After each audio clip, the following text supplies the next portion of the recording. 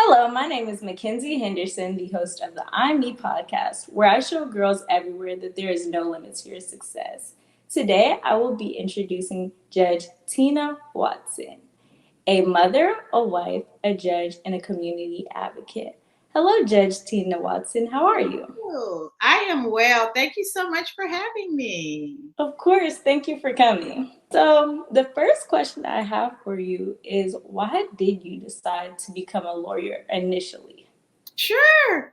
Well, I always knew I liked to talk, and I always wanted to put the skills I thought I was really good at, and that's getting people out of trouble, representing people, taking up for people. Put those skills along with I like reading and learning together in something that I can make a career in. And so it attracted me so much when I saw someone could represent someone and help them, whether in a courtroom, on a contract, or with a car accident. And I knew pretty early on that's what I wanted to do. Okay, that's pretty cool. I know I met you through a community initiative that's called Leadership 101, and Mhm. it's a Fort Bend group where we go to different places in the community to learn more about Fort Bend itself. So, do you think that encouraging students to join organizations like that could help them get out of trouble? Absolutely. I grew up in Sunnyside. And so, my background is I was a child of the 70s. I was born in the 60s, but a child of the 70s. And just to date me, Kamala Harris and Michelle Obama and I are all the Ooh. same, okay? And everything was still pretty segregated. And Mm. we were encouraged to, I said, not only my family, but a lot of the families in Sunnyside, we were encouraged to be a community and join organizations. And I was a Girl Scout and I was a leader in all the different little school historical organizations and honor societies and just stayed busy. My mom, I'm the youngest of five girls, and my mom and my dad had a thing about, you don't need to get into boys too soon. Y'all don't, they'll be there, get your education and just stay active. So Yeah. young people today should. Any organization they can get into, it teaches them good leadership skills, good people skills, and it exposes them and widens just their whole experience of not just school, but what else is out there. Field trips, talking to people like we're doing now, meeting people. I encourage it, and I wish more kids got involved in something. Yes, I agree because with Leadership 101, whenever we went to your job, I've lived in Fort Bend for a majority of my life, and I never knew that there were so many people of color that were judges in my own community. So it really helped me in that way. Well, thank you. And voting is the reason. I can't emphasize that enough. We were elected. We weren't selected, we were elected. And so Mhm. the community and really backing us and encouraging us and voting helped get us in. And we are out in the community. We do a lot of work in the community. And hopefully we give back what we get from the community. That's really good. So, for our next question, what inspired you to attend Fisk University in Tennessee for your undergraduate studies? Sure. So I just gave my age away. I came out of high school and well, yeah, I'm getting ready to anyway. In the early '80s, how about that? And things were still, we're still segregated, really. And I Mhm. visited. I graduated from Jones Vanguard HISD, which is now Carnegie Vanguard HISD. It was great. It was one of the magnet programs, and the magnet programs actually grew out of trying to desegregate the school, Mm. have other minorities and white kids and everybody try to get along and get to school. And so I came out of that environment, and I graduated really high GPA and had good scholarships and good opportunities, and I visited probably won't say the schools now, but schools in Texas, and they were predominantly white institutions. And Mhm. the students at that time, I had several of them say, "Don't come here. We're Wow. not seen. If you're not an athlete, we're not recognized, and I'm not having a good experience." And I'm like, "Oh my God, well, why are you here?" Well, I got a scholarship and this and this and this, but I was looking at the other kids and they were having the times of their lives, and a lot of mostly we were saying black then, of course, black students were not. And I said, well, this doesn't seem right. These supposed to be Yeah. years, and these supposed to be the years where you learn, and instead they were like in a corner. And even when I visited some of the schools, immediately when they saw me, and back then I was like 100 pounds, dripping wet, they asked what sport did I play, and I'm like, ooh, I immediately Yeah. stereotyped that I was an athlete. I really didn't look much like an athlete back then. So I was like, whoa, this no. So immediately I shifted and I said, I want to go somewhere where I'm a student and I'm looked at for my intelligence. And at the same time, I can have leadership skills, abilities, and I can, be me. And so Yeah. I shifted to historically black colleges, universities. We call them black colleges back then, really. And Spelman was on the top. And I know Morehouse was across the street, but I kind of wanted a co-ed school. I don't know, I didn't want the all girl thing time. And I had a cousin who, what you gonna learn about Fiskites? I'm getting ready to say it. We love our school. Oh my God. So another girl from my high school had gone to Fisk, and she was a sophomore. She recruited me very heavily. Then I had another cousin. Everybody had great, great things. But I didn't come, we didn't have a lot of money. My folks didn't have a lot of money. So I didn't do a college visit. I listened to everybody. And my first visit was my first day on the campus. Wow. And immediately it felt it's scary at first because I was 12 hours away from home, 14 hours away from home, but it didn't take long to feel like home. And from there was no turning back. It was a wonderful experience, and it gave me the confidence, the leadership skills, and everything I needed to just go forward in my life. um, like I said, people from Fisk love this school. I love my school. I wouldn't be who I was today if I hadn't gone to Fisk. That's what I hear a lot about HBCUs. Everybody loves them. Mm-hmm. Yeah. So, for the next question, could you share some experiences or challenges you faced while studying at Syracuse Law School? Yeah. So I went from Fisk with a lot of confidence, a lot of great skills to Syracuse, where law school you have your entire class, and then your class breaks out into sections. And just about every law school operates like this. And so when you get into your small sections, you can be the only, at least I was, African American in your small section classes.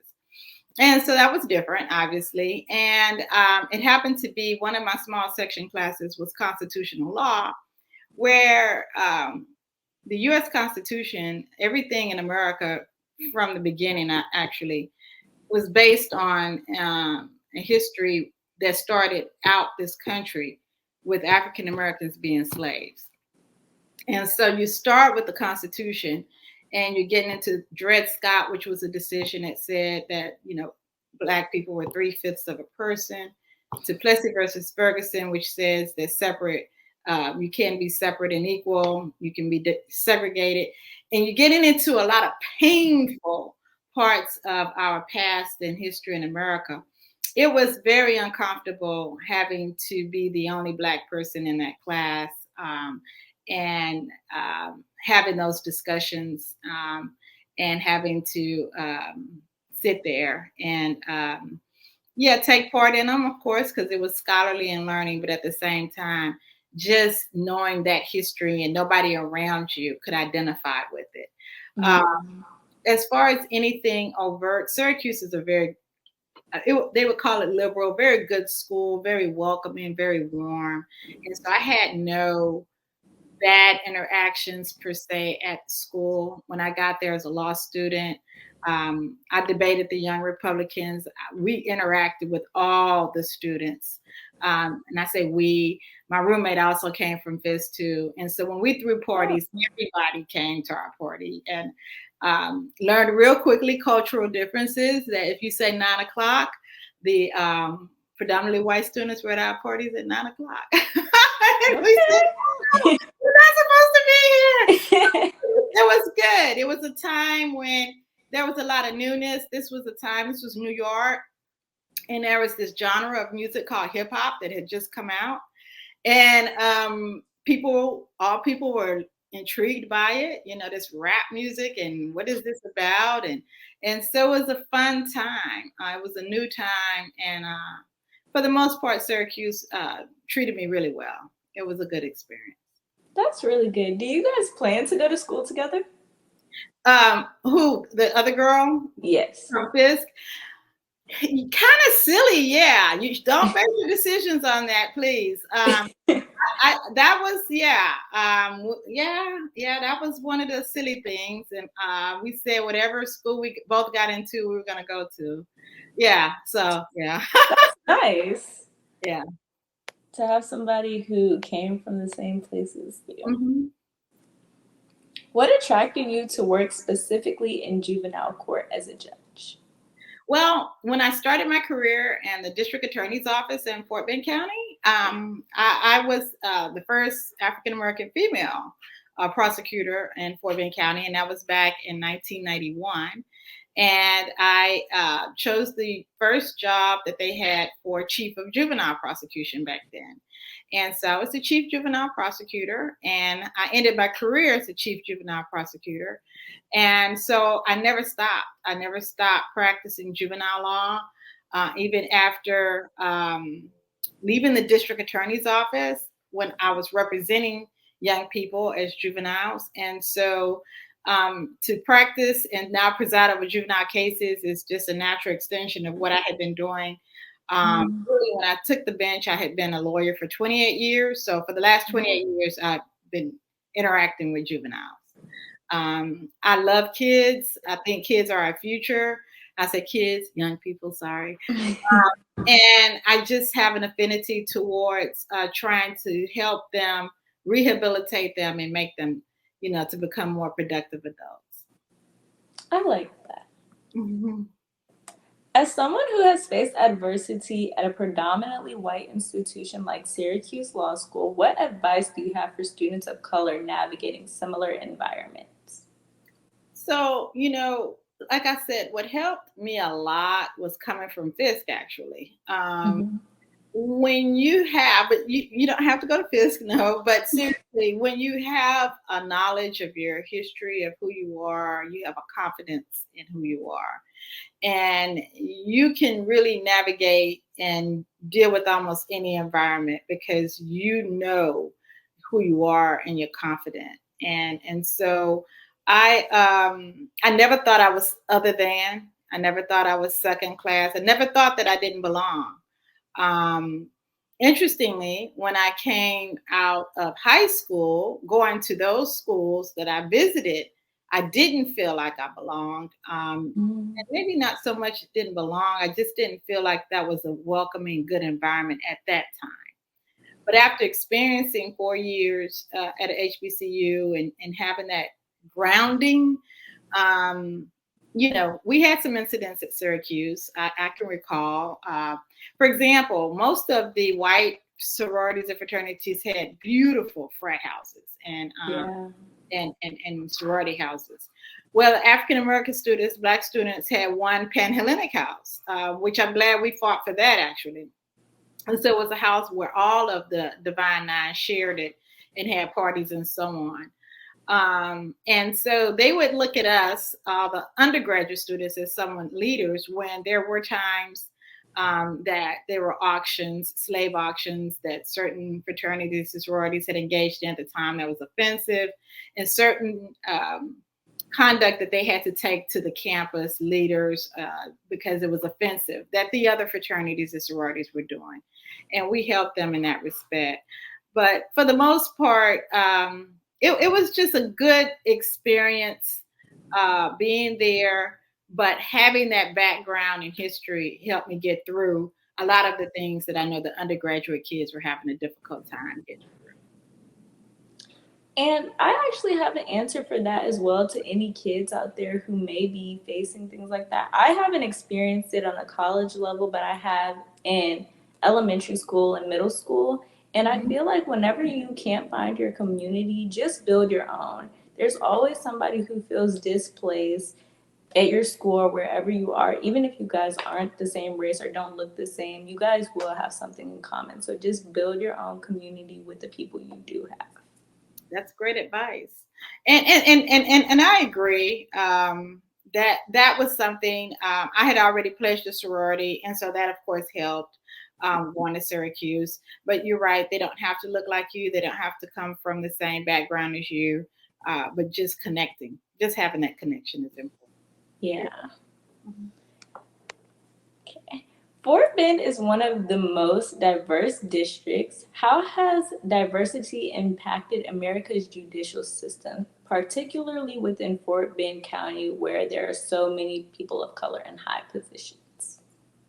Well, um, America's judicial system is still not as diverse as the country, but in Texas, and specifically in Fort Bend, we definitely are representing.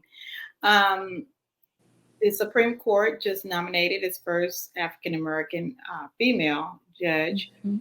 and as far as the other federal courts, circuit courts, and district courts, and this is on the federal national level, they're still not as diverse as the population. Specifically in Texas, it's the same. It's not as much as the population. However, when you get to Dallas County, Harris County, Fort Bend County, and the urban counties in Texas, there's great representation. And right now there is in Fort Bend County. I like to think that we impact the judiciary or the system because of what I said earlier. When we ran really, really hard, and we went into all the communities, not just the Black community, but the Latino community, the South Asian community, of course, the white community, our Anglo community. And I don't like to keep dividing everybody up in ethnicities, but I'm doing it to say this: and going to the different, not only communities, but churches, faith based, synagogues, mosques, temples, different faiths, you learn about people. You learn about their customs, their cultures, what is their background. And so when you get a case and preside over a case, and you see a certain name, you know, that person's probably from northern India, and they're probably Mhm. Hindu, and you have a connection on maybe something that could help them, that you know another Hindu, maybe it's a psychologist that they can relate to, or you see Mhm. a name and you know that that person is Muslim, or you know that this person is a member of, you know, the United Methodist Church, and you have friends who are at the United Methodist Church, and you can relate. All of those things connect, because if you can find something, as you stated earlier, that can connect you with someone or something in common, then that breaks down barriers. Uh, Yeah. and then you can better understand them. So we are, I believe, governing in a way where everybody sees us, knows us, understand that we are trying to see and know them, and understand that we're not isolated. We're not so, oh, I'm a judge, I don't do this, I don't go here, but I'm a judge and I understand. It's more, I think, what we try to achieve. Yes, I like that. And I like that you guys are reaching out into the community to try and better understand the problems. Yeah. As your term as a judge comes to an end, are you considering running for reelection? Or if not, what lasting impact do you believe you have made on our generation? Oh, thank you. So I am up for reelection right now. Ooh. And my term ends in 2024 and it goes to 2028. And through the grace of God and everyone, I do not have an opponent. And so I am in until 2028. I'm very humbled by that. I'm very grateful for that. Um, and every day I just try not to take it for granted. I really try to make an impact every day, even if it's just with one person, which is a lot, obviously, if I can do that. One child, just giving somebody some words of encouragement, understanding, empathy. My court handles, drug treatment. It's the misdemeanor drug court where giving people who have addiction issues a second chance, giving them an ability to uh, become sober, free. All they have to do is want to do it. Just every day getting up, hoping, making a difference. That's what I want to do. That's good. They say Judge Tina is too good. We're not taking her spot. She can have it. Reflecting on your experience as a HBCU alumni, how do you think it shaped you as an individual? Well, one of the things I say is if you got a degree from HBCU, you kind of have a degree. I would say in Black people. I mean, you really you come across pretty much every kind, any kind. That 4 years, but no, it really is a special place that you learn a lot about your history, your heritage, and leadership, and really who you are, and you can grow. Um, you I'm grateful I didn't have to worry about racism. I didn't have to worry about somebody looking at me other than or less than for those 4 years. Uh, it was, and still is just a wonderful experience. And I think that's probably why, I don't um, automatically pull the race card when something happens. Yeah. I kind of sit back and reflect and think and try to look at certain things, certain different ways, and understand it. And I think that that experience gave me that confidence where I don't have to. That's true. What are some ways you recommend teens stay up to date with political issues in their communities? That's a great question. I think, you guys, my God, it was not a world with all this information when I was growing up. We watched, the 5, 6 o'clock news. Actually, it was 5:30 and 6 o'clock news, and it was one news, and we all got it. And interestingly, my parents would watch it too. And interestingly, my dad always had comments. And after I went to law school, I realized that's critical thinking because he was always questioning things and saying, well, why did they show that person? They don't show those people when they do things. And he was always questioning. Um, Man, this is a very different world you guys got. I mean, you got Instagram, you got Facebook, you got TikTok, you got so many, different ways to receive information. Um, and up to date with political issues. I think you guys kind of stay up to date with all your phones you have, but I'm concerned because there is truth to other people trying to infiltrate and put information out there that's not accurate. Yeah. And if the correct information doesn't get through and the wrong information gets in there, it can shape your minds. And they know that.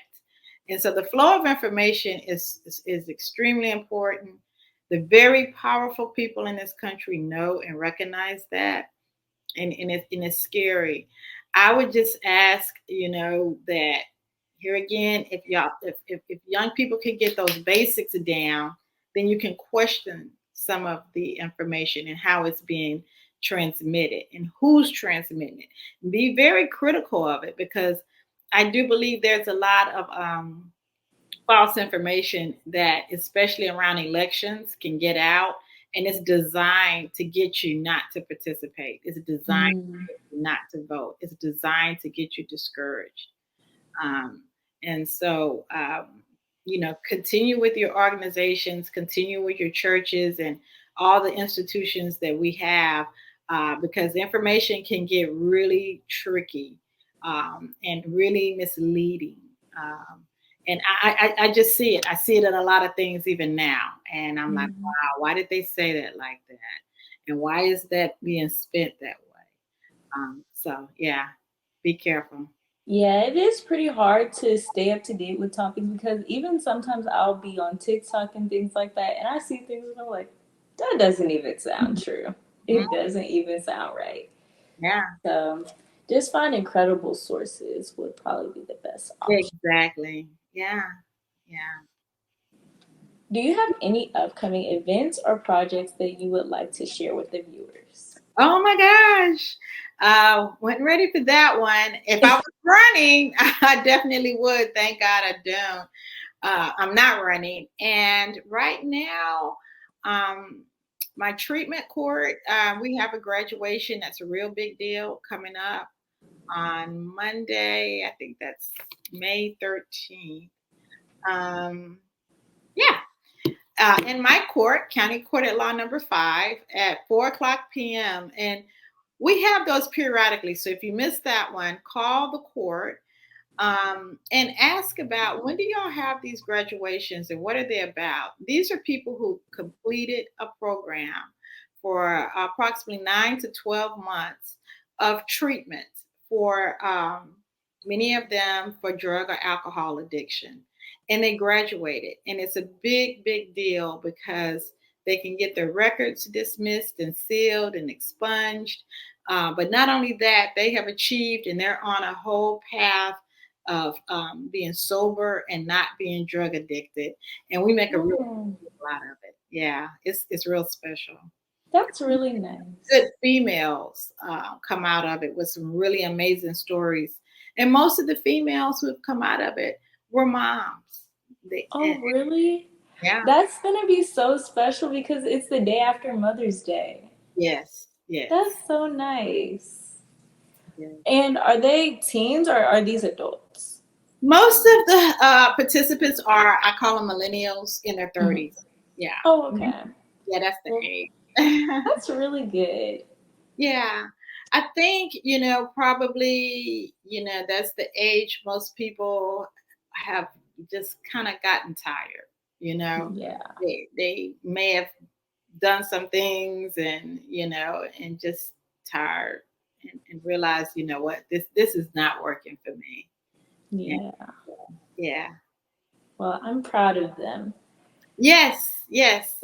And we have more. So even if like I said, you missed that one, just call. We have them probably about every 6 weeks. We'll have a graduation for people who completed the treatment court program. And That's good. yes, Well, thank you so much, Judge Tina Watson, for joining me on the I Me podcast. I enjoyed your wonderful insights and advice. I hope you have a wonderful day. thank you, Makenzi. Good luck to you too. Okay, Thank you. all righty, bye bye. Bye.